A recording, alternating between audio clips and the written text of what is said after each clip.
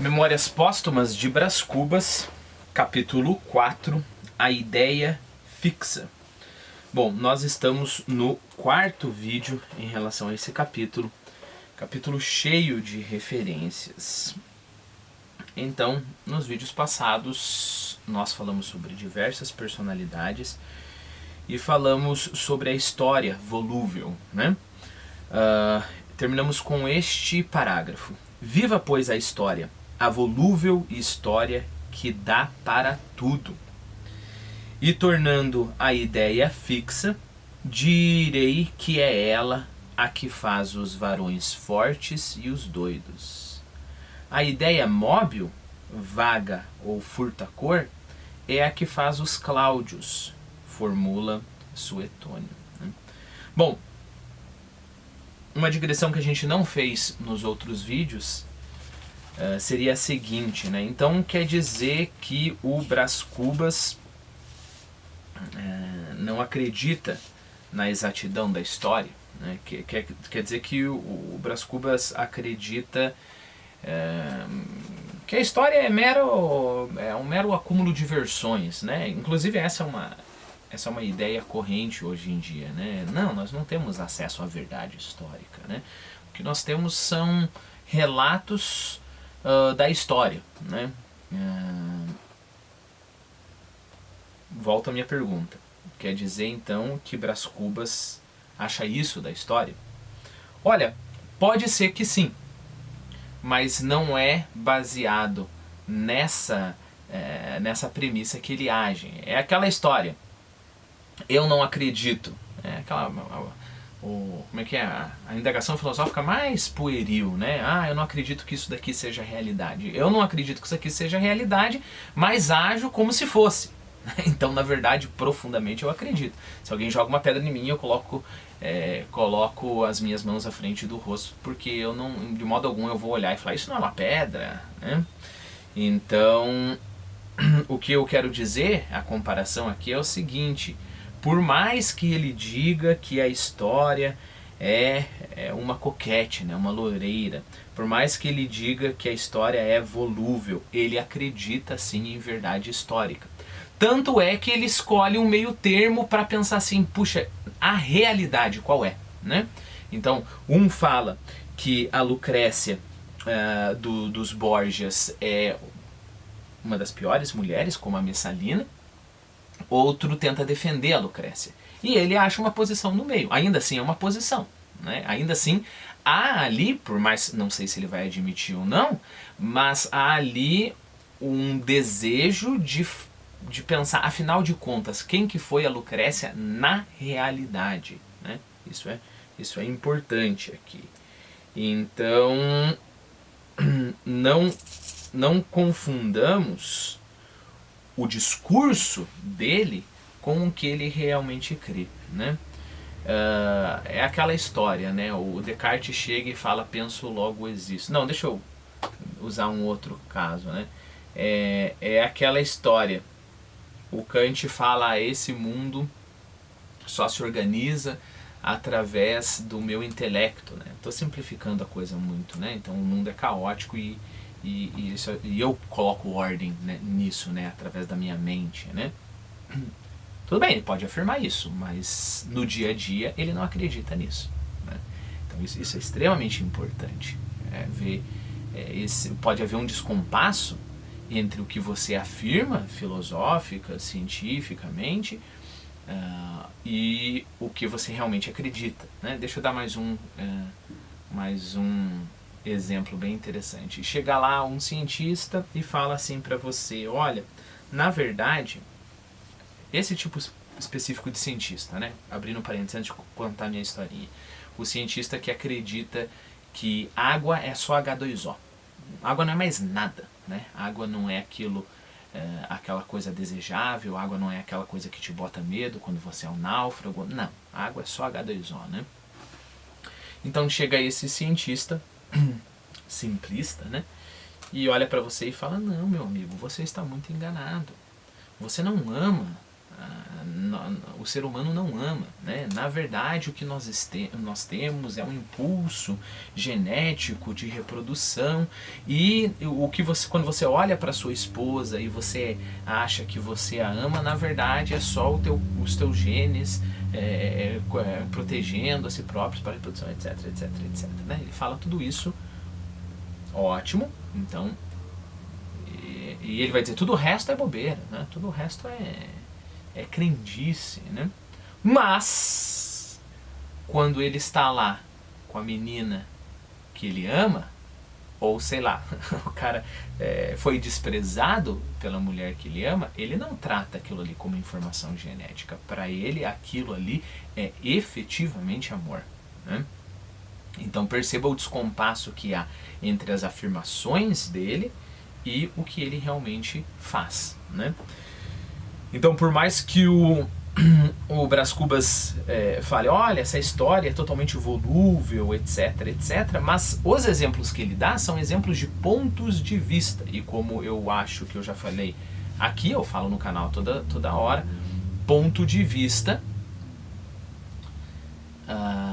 implica algo que está sendo visto, né? Ponto de vista implica que tanto eu quanto você estamos olhando para a mesma coisa, ou seja, implica uma verdade só. Não é a tua verdade e a minha verdade, não é isso. É o lado que você consegue perceber da verdade e o lado que eu consigo perceber da verdade, mas no meio de nós dois, né? Então eu sempre dou esse exemplo, então vamos lá novamente. Você está vendo a parte do mouse, né, com esse sensor aqui, sei lá o que, eu estou vendo a parte com aquela bolinha de rolar, não sei como é que chama isso daqui, essa bolinha de rolar, né? Não significa que nós estamos vendo dois mouses, né? Significa que nós estamos vendo o mesmo através de pontos de vista diferentes, né? Então, de forma alguma, isso prova a subjetividade da realidade, né? Veja bem, cada um tem a verdade dentro de si mesmo, porque cada um tem o seu ponto de vista. Uma ova. Uma ova. Cada um tem sua percepção da verdade, mas é da mesma verdade, né? Eu gosto muito de uma frase, puxa vida, eu não sei de quem que é essa frase, mas que é assim, se fala muito de mundos, né? Não, na minha visão de mundo, então no meu mundo isso é dessa maneira, no teu mundo pode ser de uma outra maneira diferente, historicamente no outro mundo, no mundo do século XIX, né, pode ser de outra maneira, etc, etc, etc. E aí esse versinho do poeta é assim, como é que é? Podem, certamente eu acho que eu tenho, aqui ó, há outros mundos, né? Há outros mundos, certamente, mas eles estão dentro deste. Então isso é importante. Sim, há pontos de vista, etc. Mas todos eles estão na mesma realidade. Nós podemos estender esse raciocínio para a história. Sim, há diversas versões da história. Uns acham que o Napoleão foi um gênio, outros dizem que foi um louco, outros dizem que ele foi só, sei lá. Mas todas essas visões, todos esses mundinhos, né, estão no mesmo mundo. Há sim diversos mundos, mas eles estão neste. Ou seja, esses mundinhos eles podem estar mais de acordo ou menos de acordo com o mundão, né, com o mundo que engloba todos nós, né? E já que eu fui para esse lado, tem um verso bem legal do Fausto, do Goethe, que é prática antiga e de ótimos feitos, serem no mundo grande pequenos mundos feitos, né? Isso o diabo falando. É prática antiga e de ótimos efeitos, serem no mundo grande pequenos mundos feitos. Ou seja, o diabo ama quando a gente separa a verdade, né? Separa o mundo grande em mundinhos pequenininhos e aí fala, não, a tua verdade, a minha verdade, veja bem, não há verdade, né? Então a gente esquece o mundo grande e fica lá nos pequenos mundos que nós fazemos. E essa é uma outra diferença entre o mundo grande e os pequenos mundos. O mundo grande não somos nós que fazemos, né? Que eu falei o Kant, né? O Kant diz que ele organiza a realidade, mas quando ele chega na realidade, quando ele não está lá escrevendo o livro dele, ele vê que a realidade já está toda organizada. Não foi ele que organizou. Esse mundo grande não foi criação nossa, né? E olha como isso funciona em todos os níveis, né? Nós estamos falando da relatividade da história. Eu posso olhar para essa história extremamente complexa, né? Imagine, cada pessoa analisada, digamos assim, de perto, ela é um universo de complexidade. Então eu tenho lá uma personagem histórica como Napoleão e existe um mundo de complexidade, né? E em vez de tentar explorar esse mundo de complexidade, o mundo, né? Afinal de contas, o que foi Napoleão na realidade, né? E aí, é claro, nunca tendo a pretensão de responder totalmente essa pergunta, mas chegar cada vez mais perto, quando eu vejo essa tarefa que é grandiosa demais para mim, quando eu vejo essa tarefa que excede as minhas forças, aí o que eu faço? Eu me acovardo. Eu vou lá, crio uma concepção histórica e falo assim, não, mas cada um tem sua concepção, né? Não existe a história, né? E aí aquele mundinho que eu fiz, eu controlo. Não há incertezas, né? Então nada mais é do que o homem guiado pelo Mefistófeles, né? Fazendo pequenos mundos, porque não entende o grande mundo que o circunda, né? Bom, continuemos então. Era fixa a minha ideia. Fixa como não me ocorre nada que seja assaz fixo neste mundo.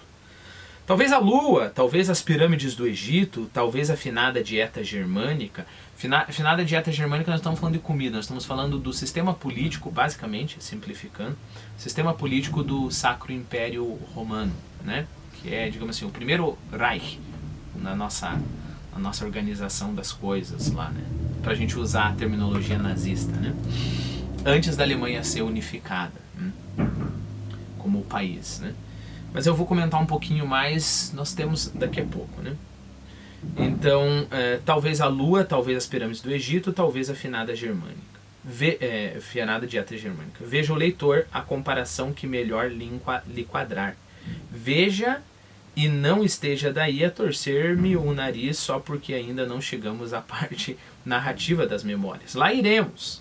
Creio que prefere a anedota à reflexão, como os outros leitores, seus confrades. E acho que faz muito bem, pois lá iremos. Todavia importa dizer que este livro é escrito com pachorra, com a pachorra de um homem já desafrontado da brevidade do século. Obra supinamente filosófica, ou seja, notavelmente filosófica, de uma filosofia desigual, agora austera, agora ou logo brincalhona, coisa que não edifica nem destrói, não inflama nem regala, e é todavia mais do que passatempo e menos que apostolado. Isso daqui é uma coisa muito interessante, né? Aqui ele está sendo sincero quando ele está falando sobre a filosofia dele, né? Então, assim, todas as digressões que o Brás Cubas faz tem uma liberdade, um relaxamento muito grande, né? Então por isso que a filosofia às vezes ele está falando sobre coisa austera, isso é importante, né? Eu vi uma acho que é uma americana ou uma britânica num canal assim, que ela leu Memórias Póstumas e ela achou engraçadíssimo, né? E eu achei legal, né, ela fazer essa revisão, mas ela criticou Memórias Póstumas porque aí tem algumas partes que começam a ficar sério e dá atenção a um romance. Ela falou que essa parte não seria muito bem, não se encaixaria com o livro, né? E aí a resposta para ela seria isso: olha, o que ele está fazendo aqui, ele não quer fazer só piada, ele não quer só ser sarcástico. Nesse sentido, na minha humilde opinião, Machado de Assis é muito maior que Jonathan Swift. né? É muito maior que Viagens de Gulliver. Memórias Póstumas de Brás Cubas é muito maior que Viagem de Gulliver. Viagem de Gulliver, o que você tem? Você quer criticar uma sociedade e a todo momento você faz essa paródia, né? Então a todo momento você faz essa sátira, né? E tudo bem, é muito inventivo, né? É exatamente o que o Machado de Assis faz no conto O Alienista, né? E na minha opinião é um dos contos médios assim do Machado de Assis, não é um dos contos geniais do Machado de Assis, né? Então voltando, no Alienista, Machado de Assis faz mais uma sátira, inverte ali, dá um sentimento de absurdo, etc. O que acontece no Viagens de Gulliver, né? E aí tem aquele humor, a pessoa ri e tudo mais. Aqui, ele não está sendo só brincalhão, ele não está sendo só rabugento, ele está se entregando à profundidade quando ela vem. Só que ele não agarra a profundidade de forma, como é que se diz, a sistematizar. Não, então vamos ver, organizar esse sistema filosófico. A filosofia vai vindo e ele vai falando, né? E ele meio que não se importa se às vezes ele contradiz. Reparem, nesse capítulo mesmo, né, ele fala, olha, as grandes ideias matam as pessoas. Veja o exemplo do Cavour e do Bismarck. Daí ele para e fala, se bem que o Bismarck não morreu, né? Não, mas nem dá pra confiar na história. E daí ele começa a digredir pra história, né? Então ele tem esse relaxamento muito grande. Mas esse relaxamento muito grande não quer dizer que ele fique só no humor. É um relaxamento que é um passatempo, mas ao mesmo tempo é uma coisa séria. E aqui eu lembro muito do versinho do poema do Menino Jesus, do Alberto Caeiro, né? Que aí chegou uma determinada hora que tá lá Jesus e o poeta brincando com aquelas pedrinhas, né? Você joga a pedrinha pro alto, pega, joga a pedrinha pro alto. E aí a parte é assim, deixa eu até ler pra você, eu sei que a gente já passou da duração normal, mas é muito bonita essa parte, né? Aqui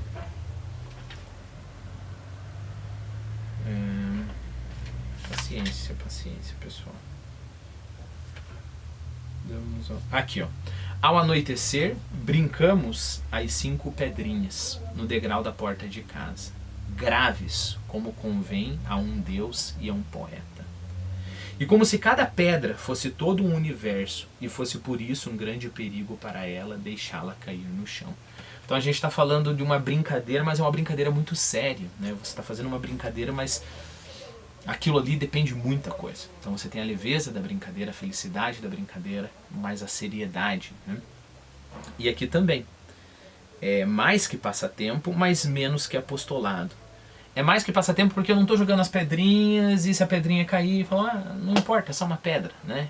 Então eu estou no jogo. Não, eu não posso deixar essa pedrinha cair. Mas é menos que apostolado porque eu não vou lá fazer cálculos e fazer uma técnica e explicar a importância de jogar pedrinhas no ar, etc, etc, né? É menos que apostolado e mais que passatempo.